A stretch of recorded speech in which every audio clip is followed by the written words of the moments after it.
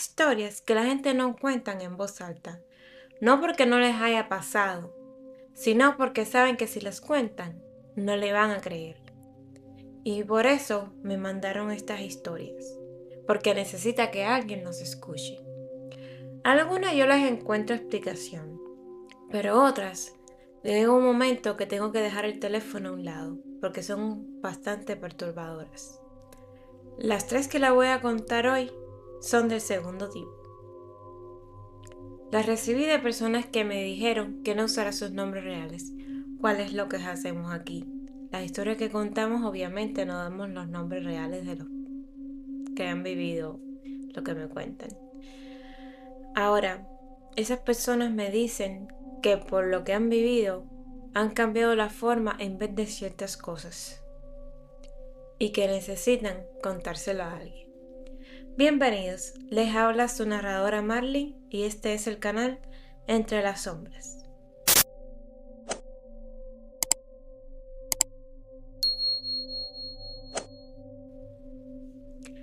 Antes de empezar con la primera historia quiero disculparme porque usualmente suelo subir 2 videos a la semana y a veces antes de el fin de semana el primero, como es el miércoles o jueves, pero por ciertas cosas que luego más adelante les contaré, pues no he tenido suficiente tiempo. Pero aunque sea quisiera subir un video a la semana.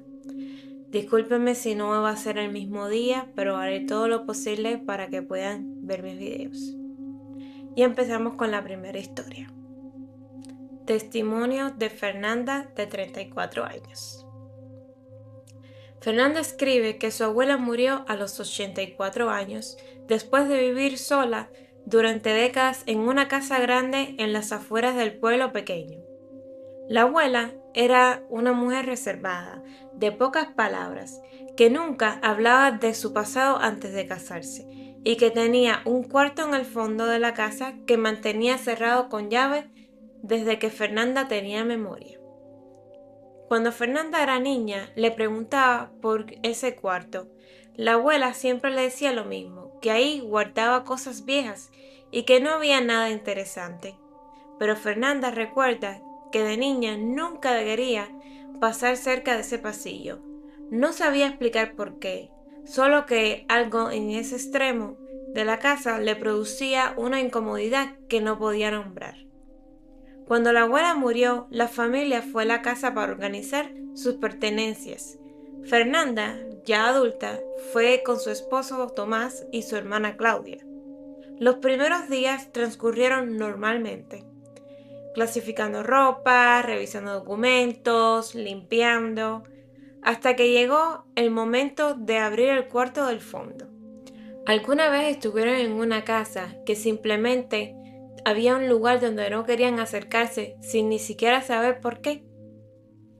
Fernanda describe exactamente eso, una incomodidad de toda la vida que nunca tuvo explicación hasta ese día.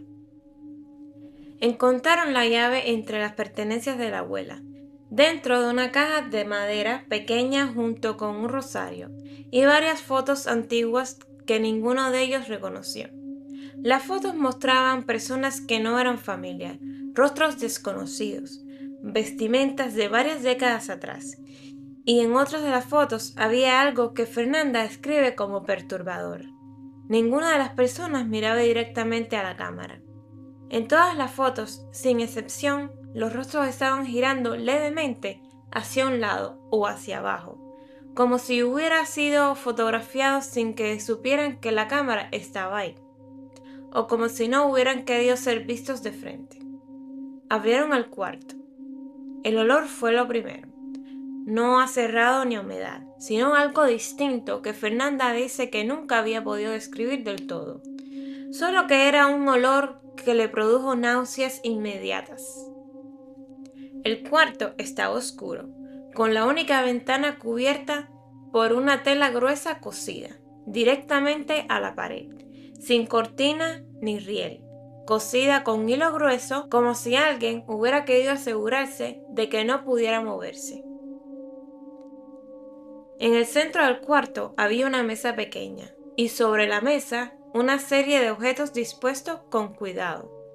Velas consumidas hasta el final, fotos de personas que Fernanda tampoco reconoció, y en el centro exacto de la mesa una muñeca de tela muy vieja con los ojos cubiertos con un trapo negro atado con cordel.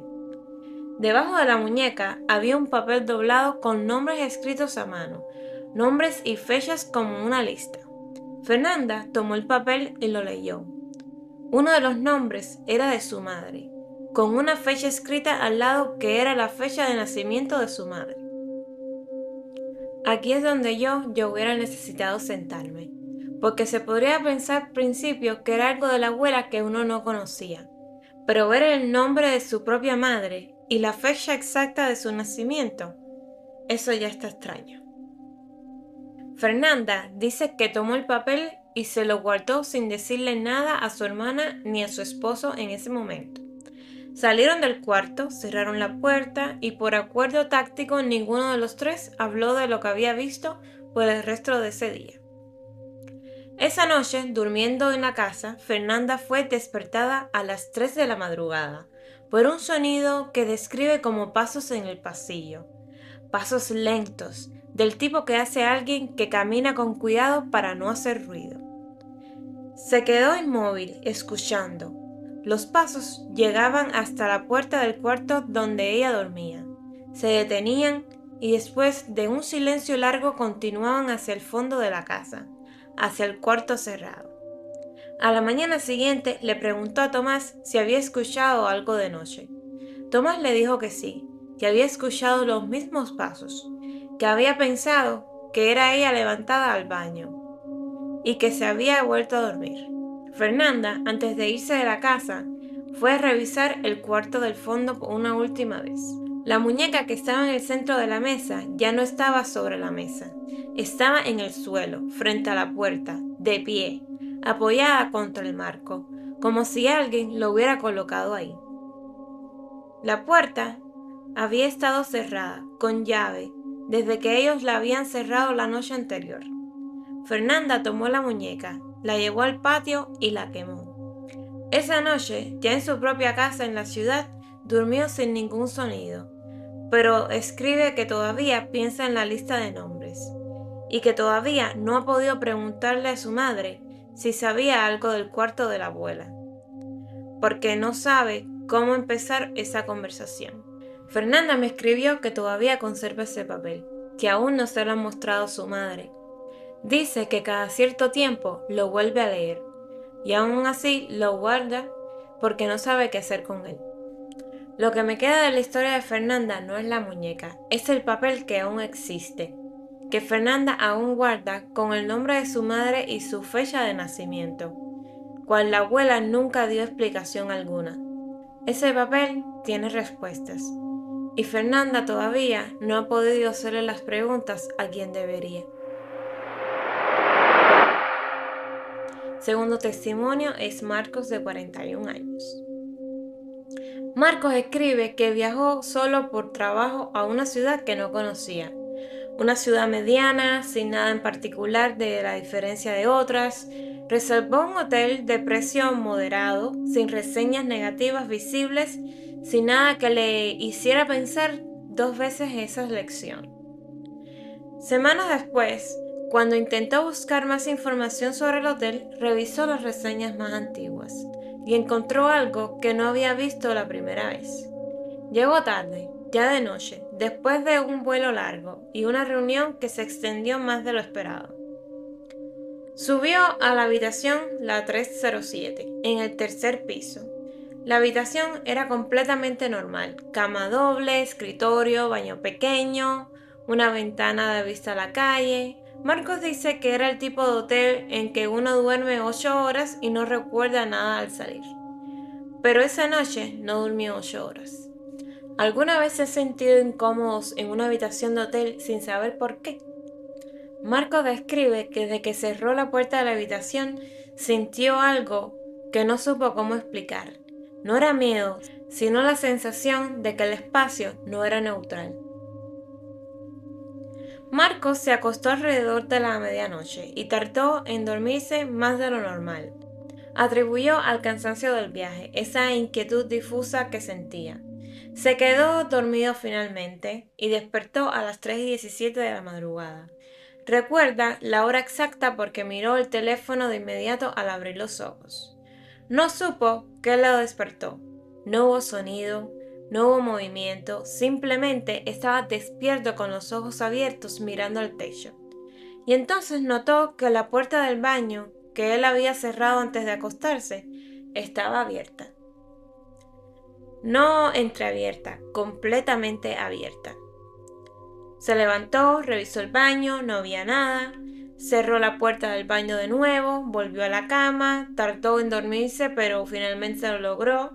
A la mañana siguiente, al levantarse, la puerta del baño estaba otra vez abierta. Marcos lo atribuyó a la presión del aire o al problema con el cierre de la puerta. No le dio más importancia hasta la segunda noche. La segunda noche Marcos se acostó un poco más temprano, cansado. Se durmió relativamente rápido y volvió a despertar a las 13:17, la misma hora exacta. Esta vez la puerta del baño estaba cerrada, tal como la había dejado, pero había algo en la habitación que no estaba cuando durmió. En la silla del escritorio, al otro lado del cuarto, había una figura sentada. Marcos describe que no pudo ver detalles porque la habitación estaba oscura y la figura no tenía una forma completamente definida. Era más una presencia con forma humana que un cuerpo claro. Pero lo que sí pudo ver con total claridad era que la figura lo estaba mirando. Marcos se quedó completamente inmóvil. No encendió la luz, no se movió. Se quedó mirando a la figura y la figura lo miraba a él durante lo que describe como varios minutos, que se sintió como mucho más. Marcos dice que en algún momento, sin que él pudiera identificar el momento exacto, simplemente ya no había nadie en la silla.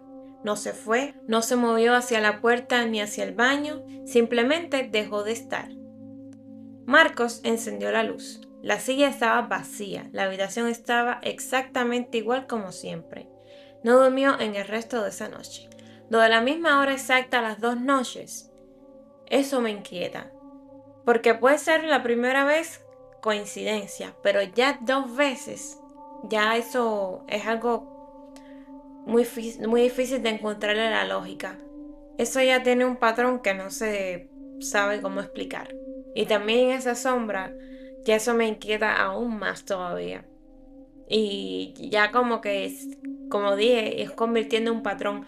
2 veces la misma hora, a las 3:17. Primero la puerta del baño abierta, que vamos a decir primero que fue que tal vez él se creyó que la cerró, pero no fue así, la puerta del baño. Pero ahora que veo una figura, ya eso ya como que yo misma me fuera de la habitación, me fuera para otro lugar. No sé, pero ya eso ya para mí me diera mucho miedo, la verdad. Y más en la oscuridad. La mañana siguiente, Marco fue a la recepción, sin contar con lo que había visto. Preguntó si había algo particular sobre la habitación 307. La recepcionista, una chica joven, cambió levemente de expresión antes de decir que no, que era una habitación normal. Marcos insistió. Le dijo que había dormido mal 2 noches y si había alguna razón por la que pudiera cambiarle de cuarto, lo agradecería. La recepcionista lo cambió sin hacer preguntas, con una rapidez que Marcos describe como llamativa, como si estuviera esperando que él lo pidiera.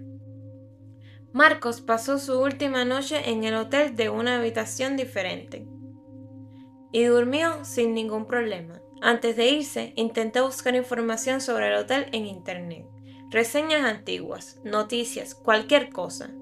Encontró en un foro de viajes de varios años atrás un comentario de alguien que había estado en la habitación 307 y escribe exactamente lo mismo. Despertar a las 3:17, una figura en la silla y la puerta del baño.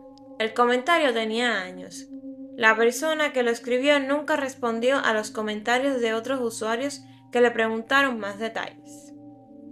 Marcos describe que lo que más le perturbó no fue ninguna de las 2 noches en ese cuarto, sino que al revisar el foro encontró un comentario de una persona diferente de un año diferente que decía una sola cosa: habitación 307, no duerman ahí.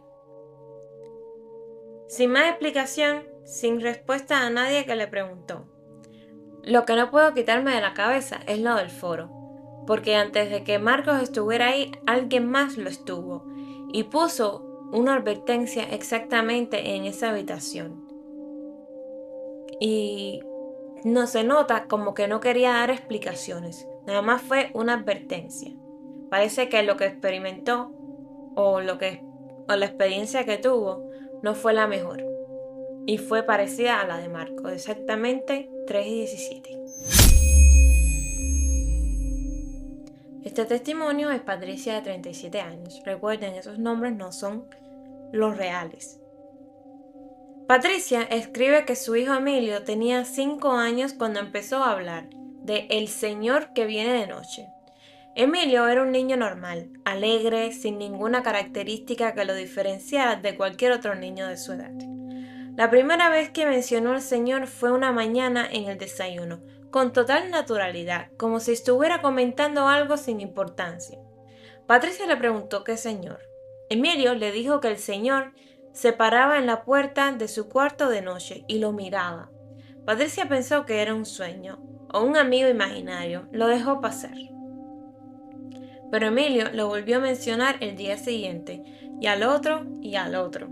Siempre la misma descripción. Un señor que se paraba en la puerta de su cuarto, que no entraba, que solo miraba y que iba cuando Emilio le decía que ya era tarde y que se fuera. Patricia le preguntó cómo era el señor. Emilio describió de una manera que Patricia no esperaba: alto, con ropa oscura, sin cara. Un niño que describía una figura sin cara, como si estuviera hablando de un vecino normal, como cualquier vecino, sin miedo, sin angustia, con total normalidad. Y eso fue lo que más le perturbó a Patricia. Las menciones al Señor continuaron durante semanas. Patricia, ya genuinamente preocupada, empezó a revisar el cuarto de Emilio de noche después de que el niño se durmiera. Una noche, parada en el pasillo frente a la puerta del cuarto de Emilio, Patricia escuchó la voz de su hijo hablando en voz baja. Se acercó a la puerta. Emilio estaba hablando, haciendo pausas, respondiendo, como si hubiera alguien ahí con él. Patricia abrió la puerta de golpe y encendió la luz. Emilio estaba solo en su cama, sentado, mirando hacia la puerta. No hacia donde Patricia había entrado, sino hacia la puerta misma, hacia el marco, como si algo hubiera estado ahí un segundo antes. Le preguntó con quién hablaba. Emilio dijo: con el Señor, ya que se fue porque llegaste tú. Patricia le preguntó qué le decía el Señor. Emilio pensó un momento y dijo: me pregunta cosas.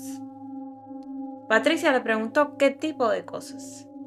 Emilio respondió con total naturalidad: me preguntó por ti. Quiere saber cómo te llamas, dónde trabajas, a qué hora llegas a casa.